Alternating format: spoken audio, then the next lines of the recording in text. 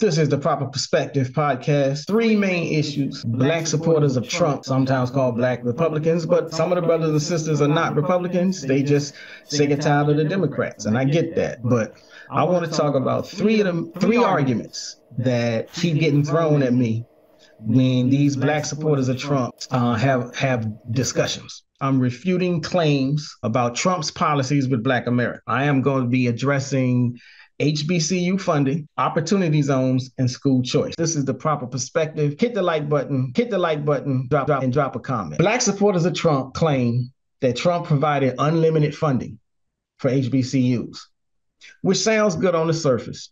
A lot of times what happens with Republican issues is it sounds good on the surface, but it doesn't really cut the mustard when you start digging. In reality, Trump's support was limited to a one-time increase. So you got this idea where they love to talk about him helping HBCUs. Who in their right mind would be against helping HBCUs, especially if you're a Black person? But this one-time assistance is mad different than what the HBCUs themselves say. So if the HBCUs are saying, nah, we got more help from Obama than we did Trump, why would I believe y'all then? What's the point of listening to the Black voters who say Trump helped the HBCUs when the HBCUs themselves say Obama helped more? They got more out of Obama's assistance. Trump's support was there. I'm not saying he didn't do anything, but it was limited to a one-time increase, while Obama's administration consistently funded HBCUs. Now, if you want to know where you get your information from,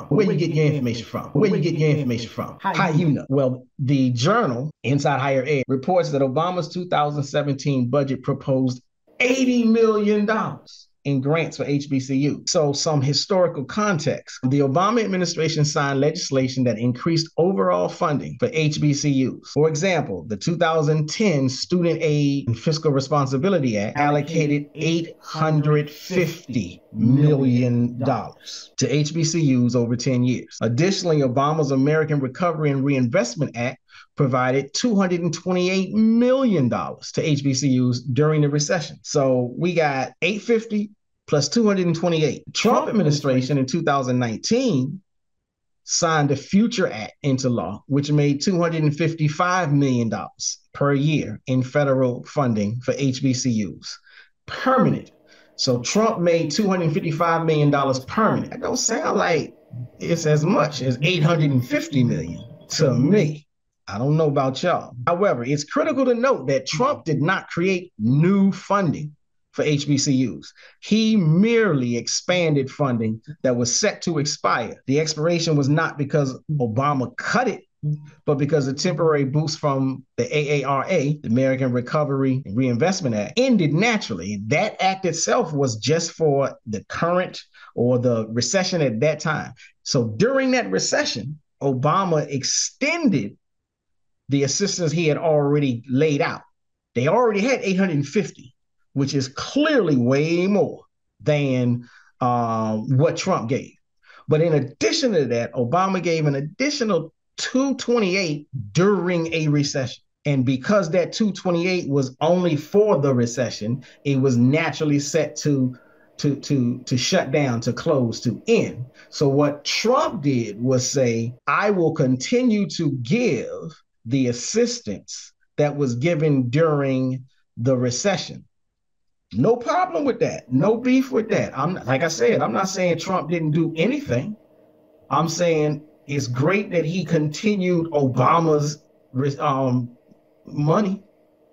It wasn't his own. It wasn't coming from his budget. It was something that was coming from something Obama already set forth. But aside from that, Obama put forth 850.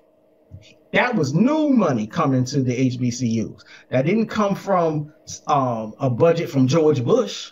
That came from Obama setting his administration down and looking at the numbers and say, here's what we're going to do. We're going to take money from this, that, or whatever and create a new budget and put $850 million into the HBCU system.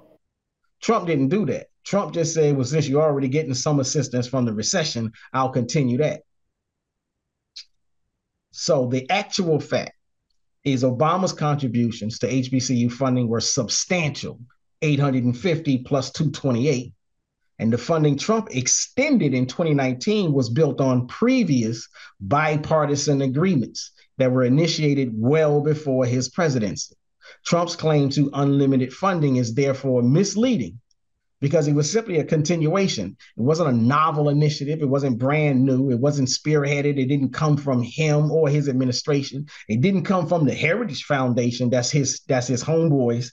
That's his people. That's his former chief of staff and chief administrators. It didn't come from him at all. It didn't even come from his mindset. It's not like he had an idea and told people to set it forth. All he did was say, oh, well, you already got something on the books, you can keep having it. So again, I asked Black Republicans or Black supporters of Trump, why are you so focused on why are you so focused on $250 million from Trump and ignoring $850 million from Obama? Again, now, I'm not a Democrat. I don't support the Democrats, but math is math. Nobody should be trying to convince you or convince us as a community that 250 from Trump is something to look forward to when we were getting 850 from the opposition. Math is just math, period, plain and simple. Now, if you want to know where I'm getting my information, as I said earlier, the Inside Higher Ed is one source. The second source is the Congressional Research Service, higher education, financial aid for students and institutions under the CARES Act. That's another article that was published in 2020. The higher ed article published in 2016. So again, I'm saying to you, Black Republicans, Black supporters of Trump, who you fooling? Or why you fooling? That's the real issue. Why you want to snow me with 250 and tell me to ignore 850? That doesn't make any sense. Unless you got some other kind of program going on. Now, the second argument that they make is they like to talk about the opportunity zone. What Republicans often do. I'm not saying Democrats don't do it, but I'm saying Republicans do it way more often than Democrats. But what Republicans do is they create a program that sounds great. And then inside that program, they create loopholes. The fine print subverts the entire idea of the program. They create great slogans. Even if you go back to No Child Left Behind, that's a great slogan. And you would assume that the legislation would be designed to literally keep everybody from being left behind. Then when you deal with the nitty gritty and the details and the fine print, you realize they left a gang of children behind. So that's what Republicans tend to do. They create a slogan, they create a title, and then the program itself does the exact opposite. Tim Scott and Black supporters of Trump like to jump up and down and talk about the opportunity zones and how they are set up. They were set up by Trump and they were designed to improve Black neighborhoods, improve the inner city, increase wealth, increase generational wealth, give Black and brown communities and business owners and et cetera an opportunity to improve and to start business. That's what they said it was about. They claim $100 billion in investment is what was set forth in the opportunity zones, and they claim that it benefited the Black community. Sounds great on paper, sounds great at a speech, at a convention, but accountability is the thing. Who's going to oversee and make sure that they do what it does? The Brookings Institution, that's what they do. They research these types of programs and they report on the effectiveness or the ineffectiveness of the program. They reported that the opportunity zones accelerated gentrification. They accelerated gentrification. Hold up, stop the press. What you mean they accelerated gentrification? I thought that was one of the number one things as the Black community we're fighting against. The opportunity zone was supposed to improve our communities for us, by us. And in effect, the opportunity zones allow rich, wealthy real estate developers to come in, grab the money, and more times than not, when they started building, sometimes they didn't even build inside the Black community. They might build along the outskirts of the Black community so that they can say they are within the confines. But even when they do build inside the Black community, what are they building? And who are they building it with? And who are they building it for? So in effect, the Opportunity Zone program disproportionately benefited wealthy investors. There's an article, Will Opportunity Zones Help Distressed Residents or Be a Tax Cut for Gentrification? And I'll leave links to these articles down below. The fact is, the Opportunity Zones program was part of the 2017 Tax Cuts and Jobs Act. It was designed to encourage investment in low-income communities. In theory, it aimed to benefit areas with high poverty and unemployment. However, multiple studies and investigations have shown that the majority of Opportunity Zone investments have not gone to the low-income residents these zones were supposed to help. Instead, the incentives have largely benefited wealthy developers and corporations due to weak oversight on where the money actually flows. Projects like luxury apartments, high-end office spaces, and hotels receive substantial investments while not directly addressing employment or poverty among Black residents. They didn't even have the nerve to hire Black workers when they got this money to build in Black areas. So it would have been one thing to say, well, we won't keep the wealth to ourselves, but we will give you some jobs and have you build the luxury apartments. They didn't even do that. They skipped over Black people to build it.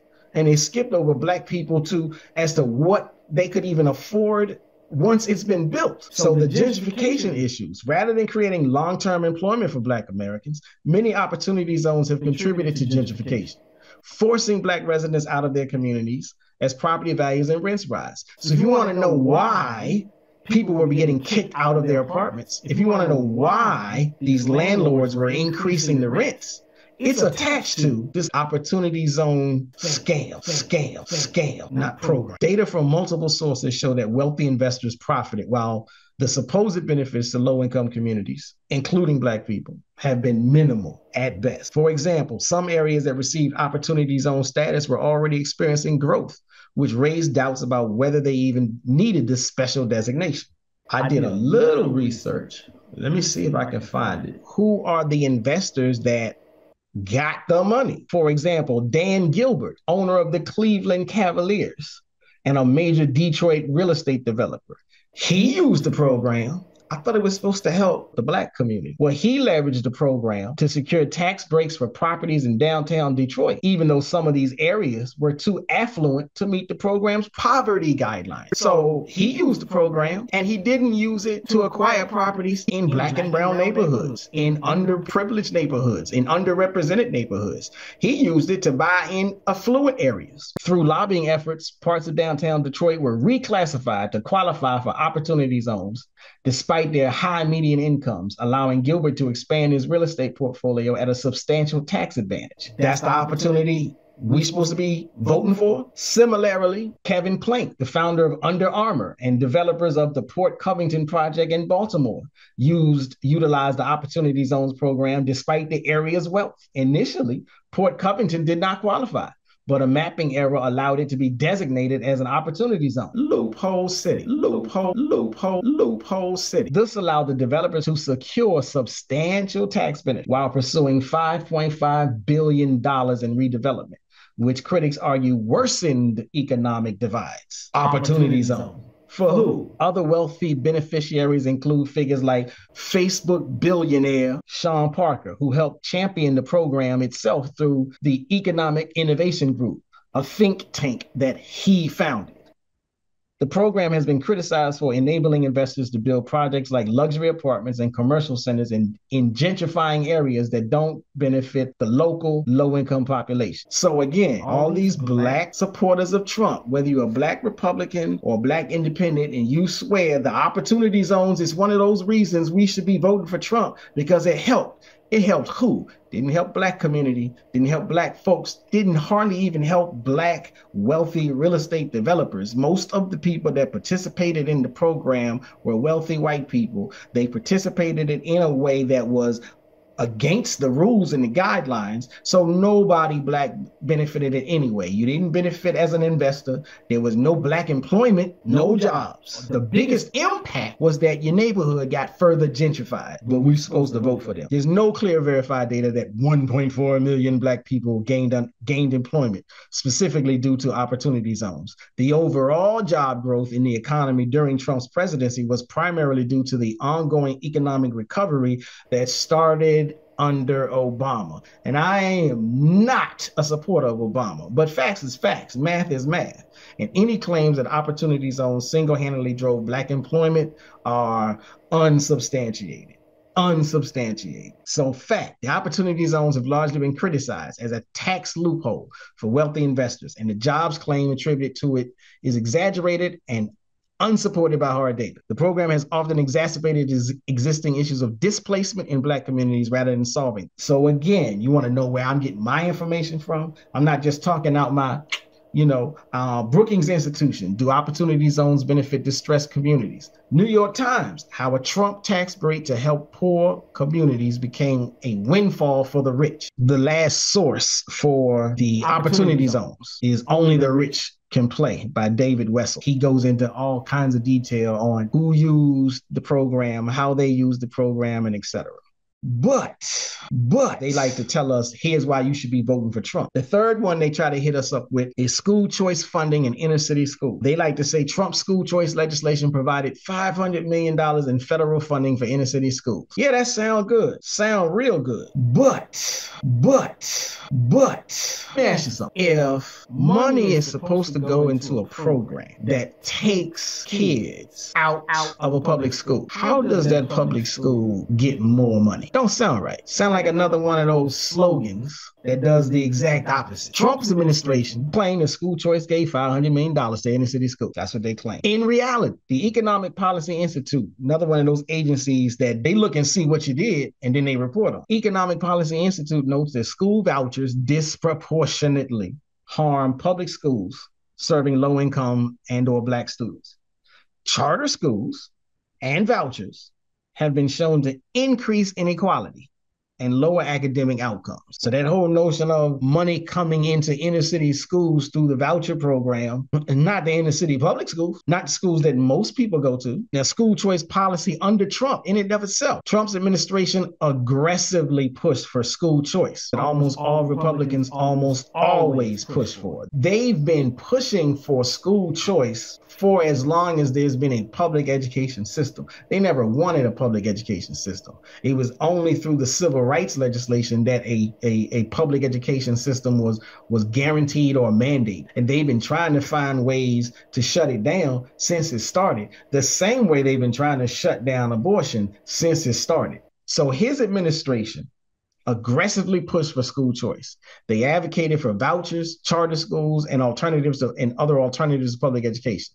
However, while this approach sounds promising on the surface, in practice, it has frequently diverted resources, not given, diverted resources away from the already underfunded public school system that serves the majority of Black and low-income students. School choice programs like vouchers often funnel public money into private or charter schools that do not always improve educational outcomes for low-income students. They just don't. So to say you should be voting for Trump because it's the smart thing to do and it improves your educational opportunities for your child. It improves them the same way them opportunity zones improve wealthy investors. It does not improve the community at all. The effect on public schools, $500 million claim refers to federal grants aimed at expanding charter schools. But there's no evidence that this money directly benefited the public schools in Black communities. So unless you live in a Black community where all the schools in your area are charter schools, then y'all ain't getting any money. Instead, school choice programs typically draw funding away from traditional public schools, leaving them even more under-resourced. Numerous studies have shown that while the charter schools can provide quality education, they often have mixed results at best, and they can leave public schools further behind by attracting only higher performing students. Now, let me say that I am not saying that charter schools don't do a good job. Now, the reports say they have mixed results. So I'm gonna chill on that for a minute. But what I'll say is I worked in the education system. One of the primary reasons charter schools, private schools have a better result, a greater impact, is teacher to student ratio. Charter schools and private schools, when they are set up, the rules, the laws, laws, the bylaws, every principle that is written into the system of a charter school is set up based on certain ideas. One of the top ideas is low teacher to student ratio. So at a charter or a private school, they will say no more than 10 students to a class. This is why charter schools are small, because they're not designed to accommodate the entire neighborhood. They're not designed to accommodate the entire community. They are designed to accommodate those who can pay. 10 students to a classroom, period, end of story. That's why they have such a greater impact. Public schools are not even allowed to put a cap. So public schools just say, come one, come all, bring us everybody. And then they'll look at the teachers and say, okay, this year you got 20 students in a class. Oops, in the middle of the school year, we're going to give you 10 more. So now you got 30 students in a class. Next year, you might have 40 students in a class. That is the heart of the problem with why public schools do not fare as well as charter schools. Charter schools, they cut it off. Once you hit the 10, that's it. Ain't no 11. Ain't no hard luck story. Ain't no extra money. Nope, we do 10. Next.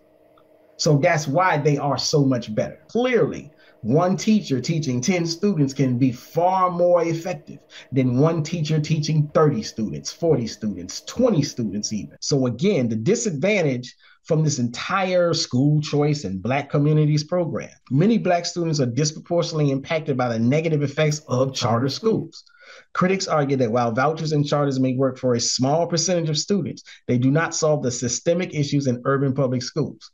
Black children who are often left behind in underfunded public schools suffer the most from this diversion of funds. So again, to say, as a supporter of Trump, to say that the charter school program is helping your children is a bald-faced lie. They are not taking the same number of students in the community. They never will. I don't care how much money you put into their program. They will never take everybody. They're going to take them based on how we set it up. Some charter schools are set up to say we only have 5 students in a class. So they will never take the whole community. Then once they take you, the money that you get from the school choice and voucher program does not cover the whole bill. Never has, never will. So once you get that little bit of money that lets you walk through the door, you do not get to go back to the school choice program and say, oh, the next bill is due. No, we gave you the initial installment. The rest is on you. So if they hit you in the middle of the year and say, we need another $1,000, pay up, or your child is getting kicked out the school and now they got to go back to the public school. School choice under Trump did not inject $500 million to inner city public schools, rather into charter and private school initiatives. This often worsened the situation for public school students who are predominantly Black and or in low income areas. If you want to know where I'm getting this from, I'm going to leave a link below. Economic Policy Institute. And the article is The Evidence on Charter Schools and Vouchers Isn't Good, 2019. The Century Foundation, The Problem with Trump's School Choice Plan. And that was written back in 2017. So again, it's not even that this is new information. This is well-grounded, well-established information that charter schools do not work for Black people.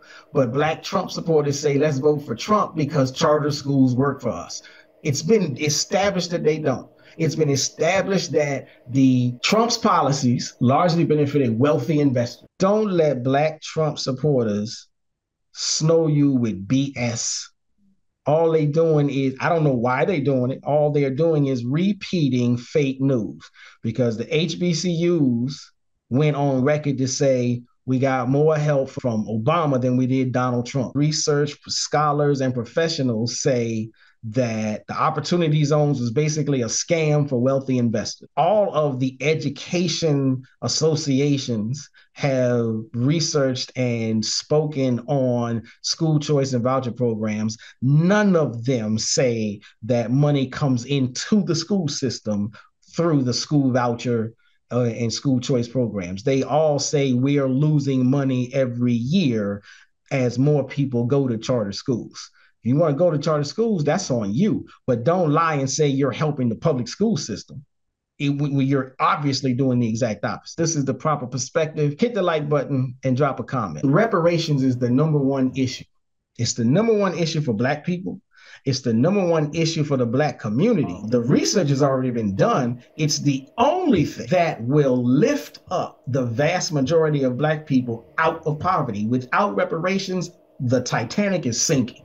So any politician not discussing reparations during a campaign or after they're in office is not your friend, is not in your corner.